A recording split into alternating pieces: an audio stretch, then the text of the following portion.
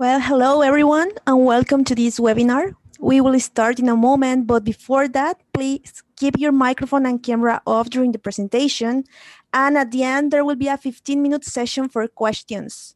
Now, Professor Gabriel Merino from Sinvestav Mérida will introduce our speaker. Gracias, Jessica. So, please let me introduce Dr. Triana. Johan Triana graduated in physics. Graduated in physics at the Universidad Industrial Santander in Bucaramanga, Colombia. And he did his master and the PhD in physics at the University of Antioquia in Medellin, Colombia. And he's currently doing a postdoctoral state at the University of Santiago de Chile in the Dr. Felipe Herrera groups. So it's really nice to have a Johan. So please, Johan, el público es tuyo. Okay, thank you. Before to start, is there anyone that doesn't speak Spanish in the audience?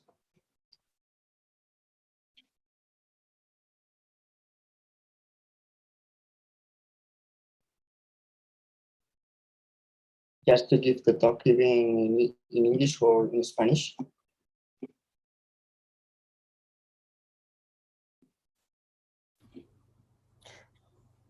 Creo que todo el mundo habla español, pero si quieres darle en inglés, no hay ningún problema. Adelante, como tú gustes.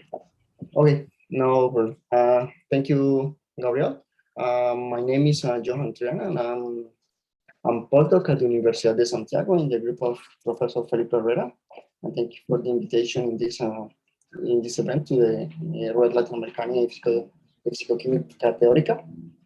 Today, I will speak about my research of a few years, which is based in Polariton chemistry, especially in the strong and ultrasound coupling regime. And I will talk about the spectroscopy of this hybrid light matter hybrid system and the dynamics or photodynamics in the systems. The outline of my talk is the following. It will be split in two different parts. The first part is an introduction, motivation, how the field, the research field have evolved from atoms to molecules, coupling atoms with quantum fields to molecules coupled to quantum field, especially inside cavities.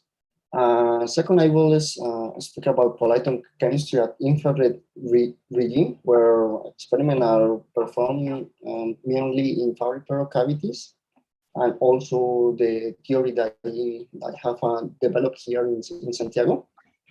And finally, I will speak about Polariton chemistry at visible regime, where the key point here is it's to coupling between two different electronic states of a particular molecular mode. And in this case, this work has been mainly performed in Colombia with my PhD advisor. Okay. First of all, cavity QED with atoms. It's a field where the most common model to describe this kind of system is the James Cummings model, which was developed in 1963, and where the simple Hamiltonian of the system consists in the energy of the atomic level, which has only two levels are considered. The energy of the cavity mode, the quantized mode of the field inside the cavity, represented by the photon number operator, and the interruption Hamiltonian, considering in this case the rotating wave approximation, where the counter-rotated terms are neglected. In this case, both subsystems, I mean the atom and the cavity, interchange energy, especially if we are in the strong coupling regime. One of the features that we can observe, or to ensure that we are in the strong coupling regime, is that in the experiment, or if we calculate the spectrum of this complete system, we will obtain a splitting between these two peaks where the separation between them is the Rabi splittings, which define the rate at which these two subsystems interchange energy, which is usually known as the Rabi frequency. In addition, for example, if the cavity initialized in a different quantum state of light from a Fock state, for example, if the initial state is a coherent state with a defined mean photon number, will we observe the well-known revivals of the population of the atomic level? And all these theoretical predictions from a few decades ago were confirmed along the years in different experiments around the world. Okay. However, the main point here is that we only have two levels, and with only these two levels, we interchange energy with the radiation mode or the field mode. If we move to cavities, there are several experiments right now around the world performed, especially in the last decade, in the group of Stefan Kena, group of Thomas Eversen, Stefan Bomber, Timo Shigai, and in the visible region, the main systems are dielectric microcavities, where the mirror consists in dielectric are filled with dielectric materials, and the molecules are inside these two mirrors. Another plasmonic nanocavities and metal microcavities, and I mentioned before. The key point here is to couple two electronic states.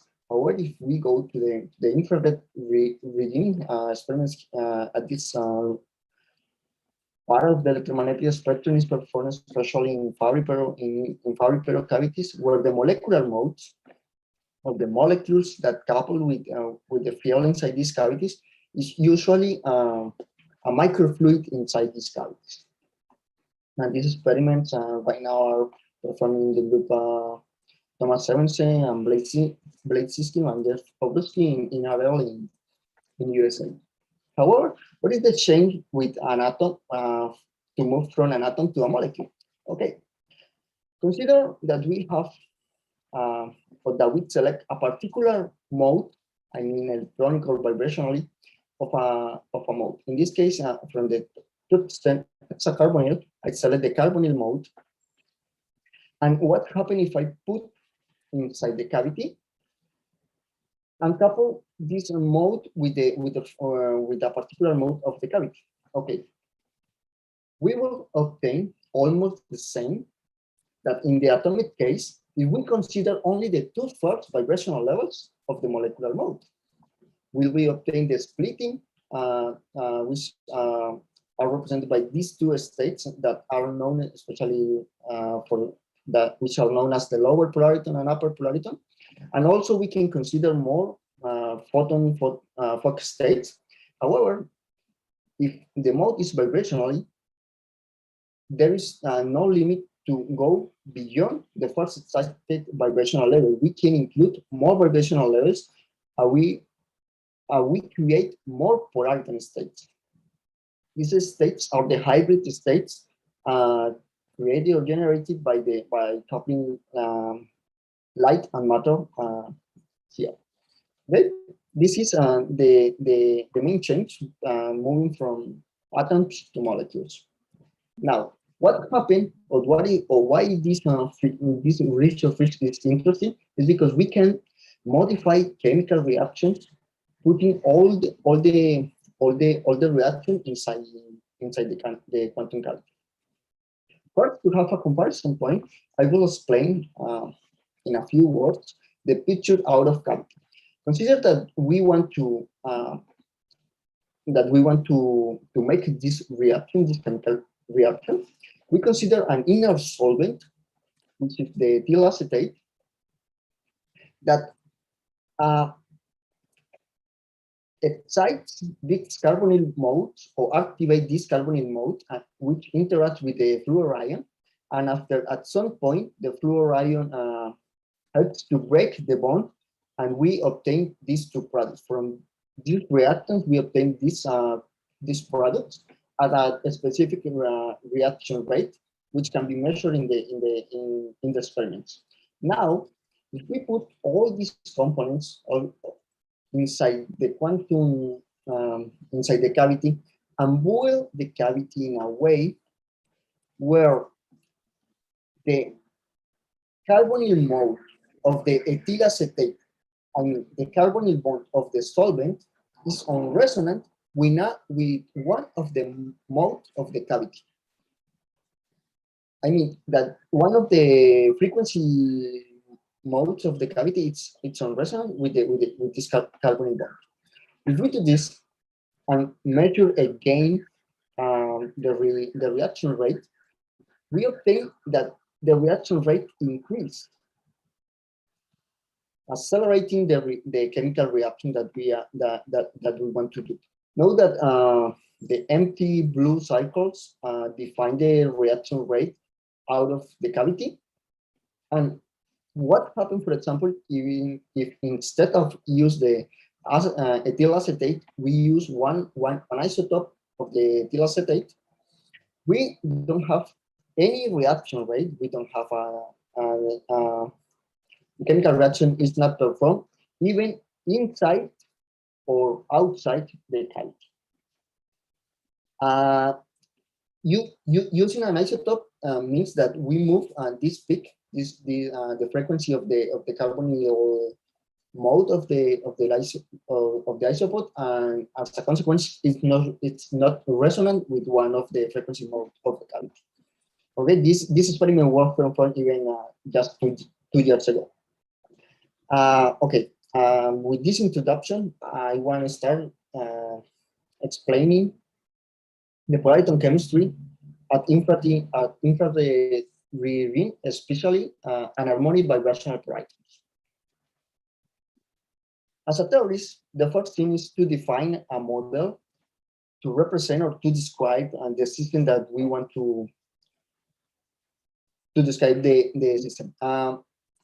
The model that we employ is known as the multi-level quantum Rabi model. It was developed here in the group of Professor Felipe Herrera in Santiago, and has three different parts: the molecular Hamiltonian, the Hamiltonian of the field, and the interaction Hamiltonian. In this model, we describe the molecular mode, the potential of the molecular mode by a Morse potential. And why a Morse potential? Because we can take into account the anharmonicity of the system, and also we can consider both bound and unbound vibrational levels in the model. We can consider or to describe even dissociation effects of the molecular mode in these hybrid systems. The cavity mode is described by the harmonic oscillator, and their vibrational levels are the well-known Fock states. And if we put these two modes in interaction and diagonalize all the complete Hamiltonian of the system, we arrive to the anharmonic vibrational Polaritons. But what is one Polariton? One Polariton is the superposition of the direct product of the bare direct product between the vibrational levels of the molecular mode and the Fock states. In other words, we can see these anharmonic vibrational Polaritons as if each photon number has a complete basis of the vibrational levels. The point here is that, for example, the dissociation threshold in energy for a photon number or for a Fock state different of the vacuum state is above the dissociation of the usual dissociation threshold, and as a consequence, maybe here in this kind of system, the dissociation threshold of the molecular mode is not well defined, and this is one thing that it's in discussion right now in the community. Okay, just to leave, for example, an open question. After to define the model for which we describe the system, we have two options to represent the Hamiltonian. One option is in coordinate space, and the other is in Hilbert space. In coordinate space, we have the kinetic operator, the potential energy surface, or the potential energy curve. And in Hilbert space, this part is given by the basis of the vibrational levels. As I mentioned, could be bound and unbound states of the Morse potential. The Hamiltonian of the field, harmonic oscillator, and the interruption Hamiltonian, that's especially the product between the field operator with the dipole moment function of the molecule. And one point to remark here is that we do not make use of the rotating weight approximation. We take into account the counter-rotating terms because we are interested in the physics at the strong and ultra-strong coupling regime. And in this coupling regimes, the counter-rotating terms takes importance in the dynamics. E sub 0 can be seen as the amplitude of the electric field, and lambda is the coupling strength between the light and matter, between the cavity mode and the molecular mode. However, not all systems behave similar, and there is one specific part of the Hamiltonian that drives the dynamics depending on the molecular species. This part is the dipole moment function, which that depending on the molecular nature of the dipole molecular nature will we obtain different dynamics in this hybrid system. In the Hilbert space, the dipole moment function is included in the Rabi state-dependent couplings. Okay. According to this, that different molecular species give rise to different dynamics or different spectrums in polaritonic systems. We define 3 different species of molecular of molecules in terms of the dipole moment function. We define polar molecules and non-polar molecules, which are given in terms of the dipole moment function at equilibrium position, and we define 2 types of polar molecules, which are given in terms of the slope of the dipole moment function. Positive is known as polar right, and negative is polar left.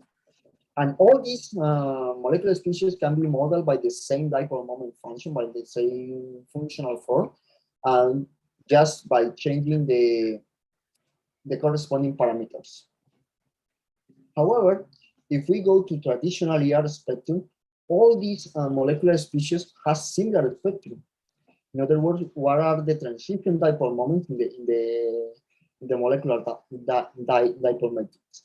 The difference of these molecular species come from the permanent dipole moments, which in the case of a polar right molecule, we have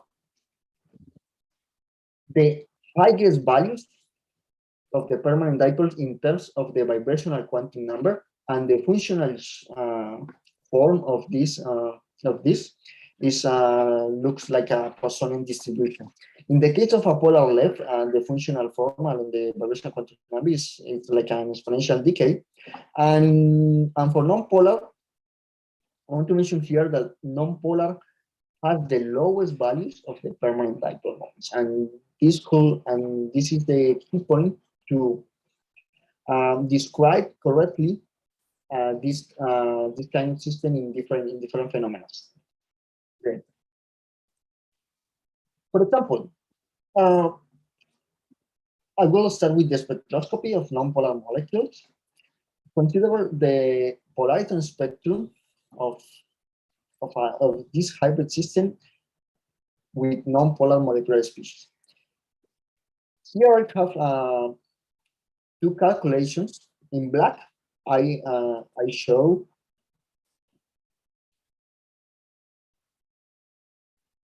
the spectrum with the complete dipole matrix, considering the permanent dipole moments, and with dash red, and the red dash lines represent the spectrum neglecting the permanent dipole moments in number. As we can observe, only at the ultra-strong coupling regime in the Polariton spectrum, we obtain deviations from the result of the where we use the total matrix, the total dipole moment matrix. In addition, as we are working with molecules, we can measure or calculate observables of these molecular modes, and also observables of the cavity mode. And if we measure or we calculate, in this case, the mean bond distance of the molecular mode, we observe that if we neglect the permanent dipole moments, we obtain an idea that the bond, or as a bond hardening effect. However, in reality, considering the total matrix, which means avoiding one approximation, it's the opposite. We obtain bond softening of the bond distance, considering that these expectation values are for the ground Polariton state. A similar case occurs for the mean photon number. However, for non-polar molecules, the mean photon number is low, below the one, and the deviation are smaller than in the case of the mean bond distance, in the case of the molecular part. One thing totally opposite is for polar white molecular species. For example, note here that for polar molecules, we obtain deviations even in the strong coupling, and notorious deviation in the spectrum, and also in the mean bond distance we obtain the same result as in polar molecule. We can observe bond hardening effect when in reality is post bond softening. But however, the ground state, the ground Polariton state do not have only excitations in the vibrational excitations, also has vibrational radiation excitations. Note here that the mean photon number of the ground Polariton state is around 10 as the coupling strength increases, and the difference, neglecting the permanent dipole moments, is huge in orders of magnitude.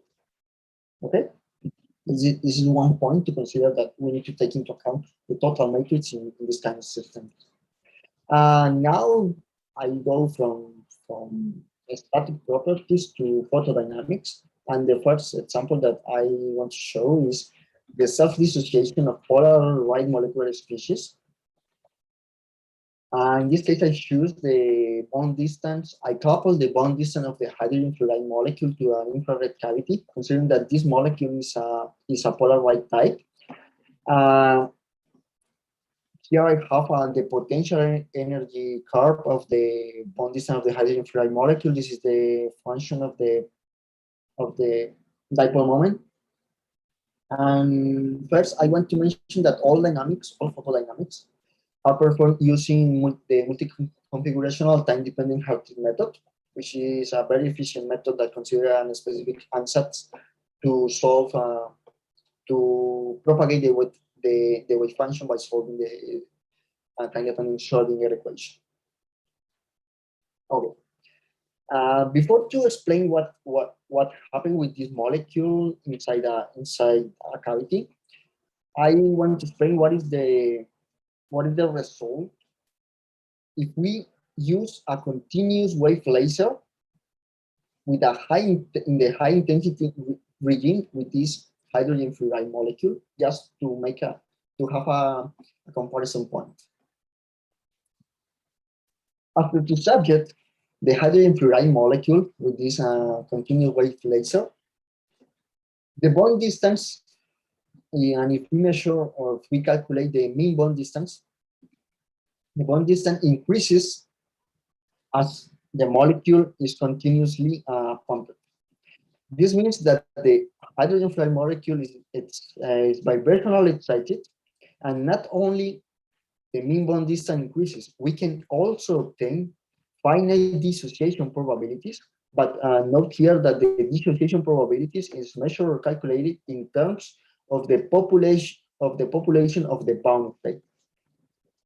Now, if we move to the case of the quantitative radiation, and we put the hydrogen fluoride molecule inside tumors or in a microcavity, and considering that the initial state is a diabatic state, that it is the direct product between the ground vibrational state and the vacuum state, and that the coupling strength here between the molecule and radiation, it's analog to the high intensity regime.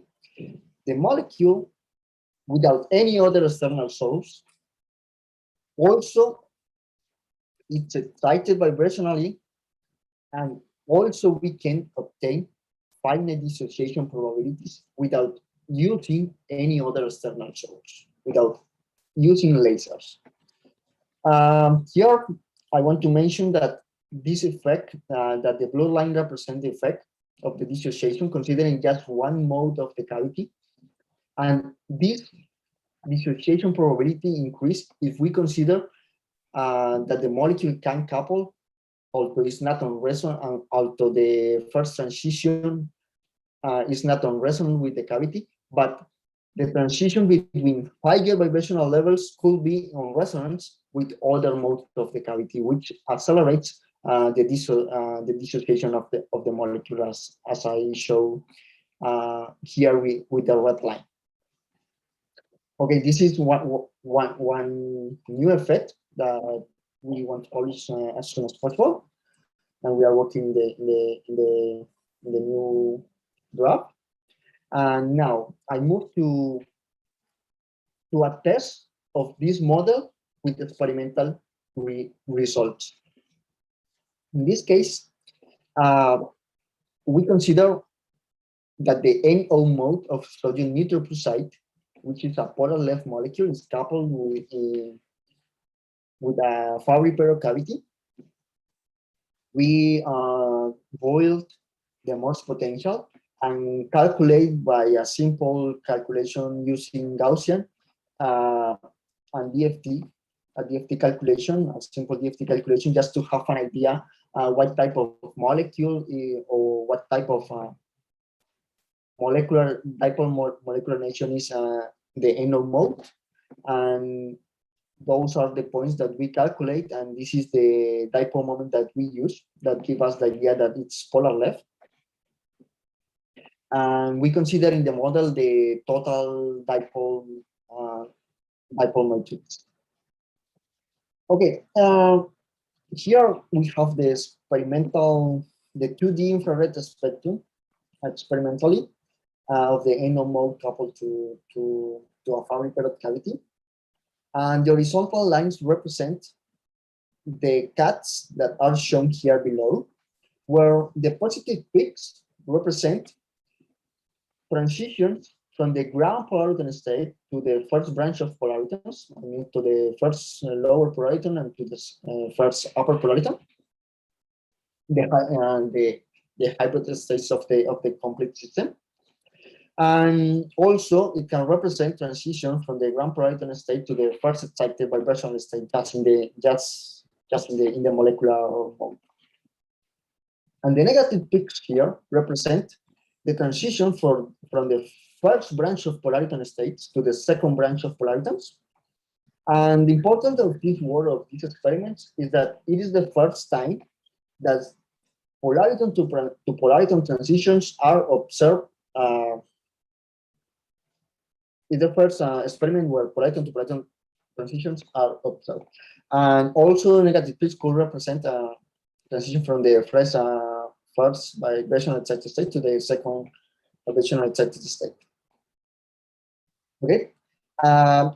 What we want to do to test if the model works well with real systems is to make a peak assignment of the spectrum. How we do this? Okay, from the experiment, we have the value of the fundamental transition. We have also the value of the excited state, the transition 1 to 2 and 1/10, the associated frequencies, and also we have the transition dipole moments, and the coupling between the subsystems, between radiation and matter. It's extracted from the linear polariton transmission that shows the lower and upper polariton, that it's around 46.5 wave numbers. We build the most potential, consider that the cavities are resonant with the fundamental transition, put the coupling strength, diagonalize the complete Hamiltonian, and obtain the spectrum. And what we obtain? We obtain the following. We obtain that the polariton to polariton transitions match pretty well, or match with a good precision, just deviates only for a few wave numbers. And we can also predict what is the oscillation strength between these transitions, between these polariton to polariton transitions, and maybe why not other peaks in the spectrum are not observed. Just to finish this part of the talk, I want to mention that the chemical reactivity could change, that without any other external force, the hydrogen fluoride molecule can be self-dissociated, considering unspecified Gaussian state and for polar molecules, and that the peak assignment in non-linear spectroscopy, it's only possible if we consider in the model the permanent dipole moments. If we do not consider the permanent dipole moments, the peak assignment doesn't work well. Okay. Now I move to the part of the coupling to electronic transitions, Polariton chemistry at visible regime. Okay. The key point here is that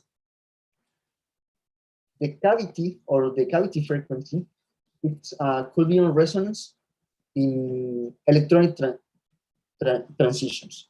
To have an idea of what's happening outside of the cavity, if a laser pump a in this case I changed the molecule, it's a lithium fluoride molecule with the X UV pulse, we create a copy of the ground vibrational state in the first excited electronic state, as is not an eigenvalence state of this electronic state will evolve, will reach an avoided crossing that expression between these sigma states, and some part will dissociate, and another part will go to a returning point and will be oscillating between this part, creating packets of dissociation. This is the picture out of the cavity. And now what happened inside the cavity? What happened if we put this molecule inside the cavity? The new point here is that we have different electronic states. We have more than one dipole moment, but we have these terms that are the non-adiabatic couplings that transfer population at the avoidant crossing position. And also, if we are considering that we are in the visible regime, we create, or it is created, another crossing that is known as Light-Induced Crossing at the position where the cavity frequency is resonant between the energy difference between these two electronic states. Okay. The mechanism is the following. We start exciting the molecule with HUB pulse. The wave packet evolve in the electron excited state, reach the line-induced crossing, has an splitting, and the part that continues in the excited electron state continue until reach the avoiding crossing, and some part will dissociate eventually. This part that it's in the ground electron state will bounce back and forth between these two returning points, making transition to the excited electronic state that eventually will go again to the dissociation. This can be seen as a cycle here, as a continuous cycle until all the wave packet dissociate. The point here is that we can control the dissociation of lithium fluoride molecules, creating packets of dissociation. If the lithium fluoride molecule is coupled of this position, is on resonant, the cavity frequency is on resonant. The gray line represents the dissociation outside of the cavity, and we can observe the blue line considering this position. We have packets of dissociation. We can make some control over the dissociation of this molecule. If we increase or decrease the cavity frequency, we move the position where the cavity is on resonance with these two electronic states, and the period of these packets of dissociation increase or decrease depending on the case of the cavity frequency. This is the first example to make control over the dissociation.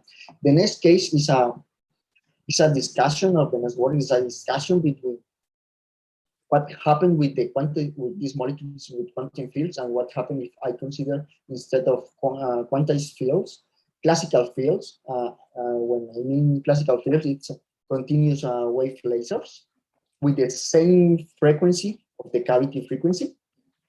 There's a discussion that the photodynamics is the same, and okay, at some part it's the same, but however, can we obtain the same dynamics by implementing continuous wave laser instead of a cavity? Well, the answer at some part is yes, and for another part it's maybe not. And in the weak and maybe low strong coupling regime, the dynamics is exactly the same if we consider a cavity of continuous wave lasers. However, if we start to increase the coupling strength, we observe that there are some parts that are equal, but another part that deviates from the classical part to the quantum part. The answer is that the part that it's the same, it's the part that it's represented, or the transitions that occurs in the line-induced crossing positions. But the positions that occur, the transition that occurs in the avoided crossings are not the same. And what is the reason? Okay, from a perspective of the potential energy surface, the complete potential energy surface is the mix of the potential of the molecule, the harmonic potential of the cavity field, and the dipole moments involved in the dynamics. If we increase the coupling strength, we modify all these potentials, and as a consequence, in the avoided crossing, the position of the avoided crossing, everything could change, and the transitions are not the same. And that is the reason why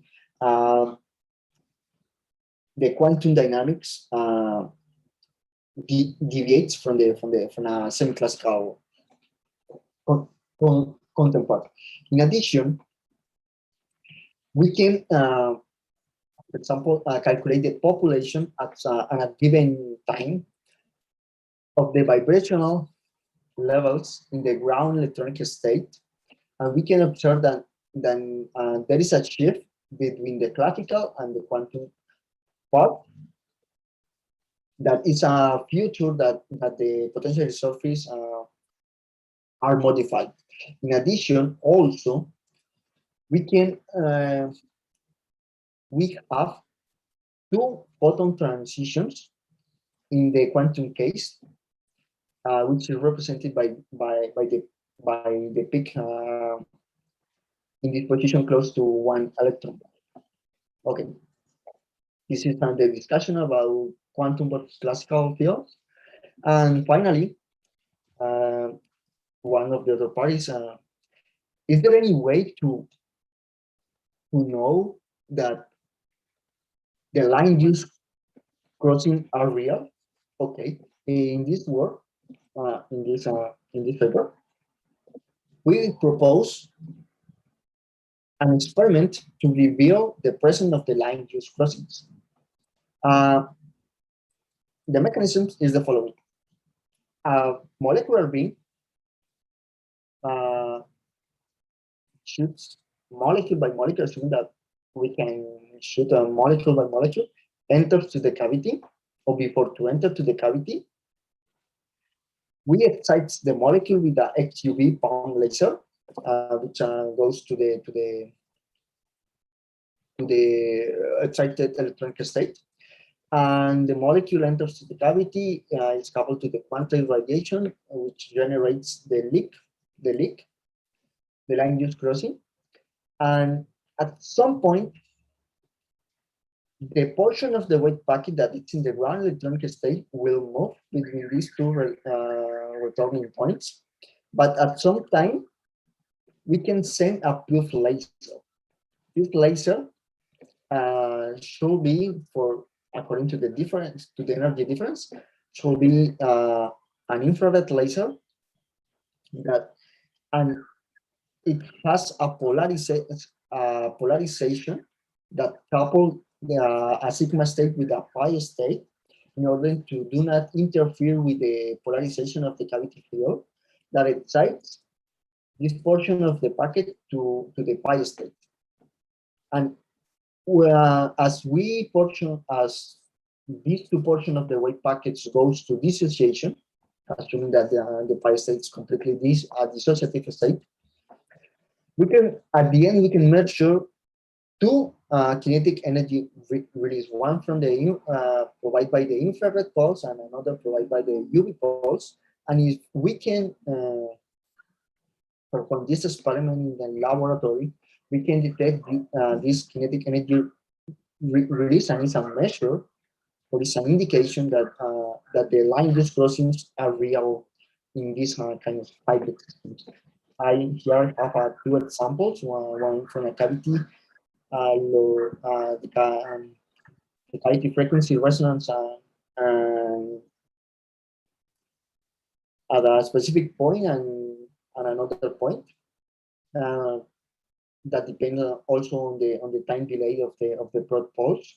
But it is a measure that we can make to predict, to assume that the line-induced crossings are real or are created in this kind of hybrid systems. The conclusions are the permanent dipole moments of these molecules produce asymmetries that modify the potential surface, and as a consequence, the photodynamics quantum is not at the same classical part. We can make some kind of control of the chemical reactions, as for example, dissociation of the lithium fluoride molecule, and some observables can be measured to reveal the presence of the line-induced conical interception. Thank you for your attention. This is my group right now, the group of Professor Polariton here in Santiago de Chile.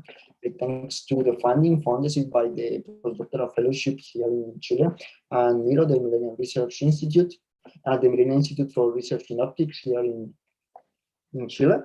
The collaborators around the world for theory, my PhD advisor, Jose Luis Sainz, Federico Hernandez, who was a postdoc here in Santiago. Now he's in London.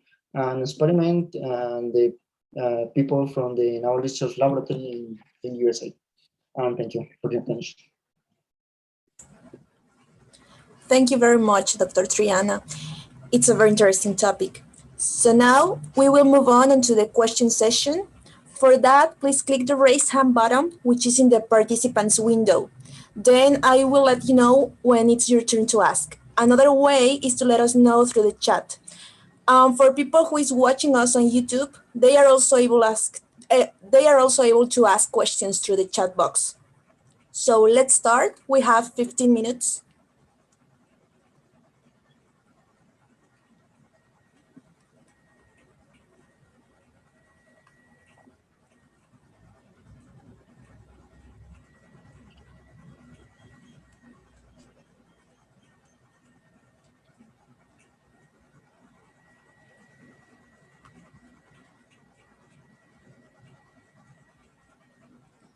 Doctor Gabriel Merino.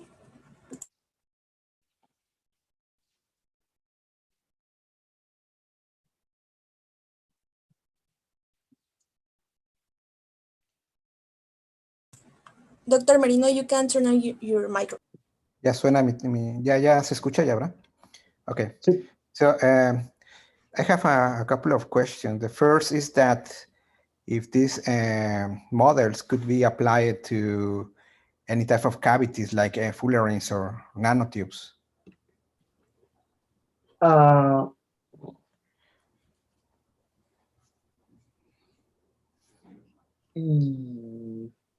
you mean if maybe nanotubes can be introduced in this kind of cavities?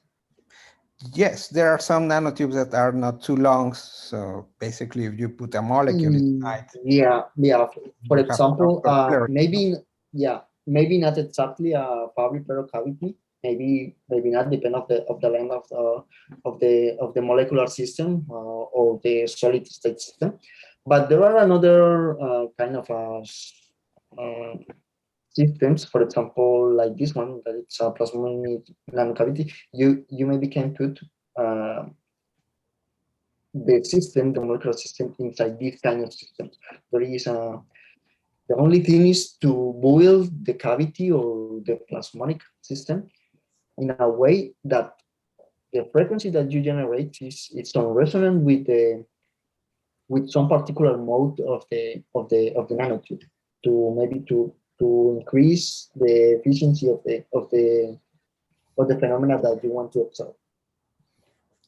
Okay, great. And my other question is if can this model be applied in this area, this new area that it's called mechanochemistry? Because basically in mechanochemistry, you create some cavities, perhaps are not permanent, but basically you have these cavities, and it's quite interesting that using these new techniques, the reactivity of the molecules changes drastically. So I don't know if you can mix these models to try to explain what is happening there. No? I don't know the field. And I can admit that it's a new word for me in mechanochemistry. I don't know exactly if it could be applied well or not. I do know the mechanochemistry field. Okay, gracias, Johan. Okay. Is there any other question?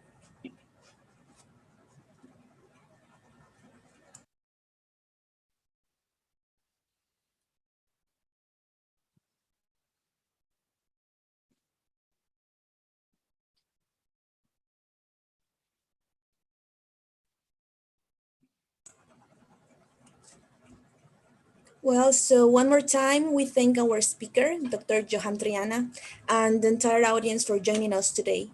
Remember that we will have a webinar in 2 weeks. All the information will be available in our social networks. See you soon, and thank you all again. Thank you again, Johan Triana. Okay, thanks for your attention.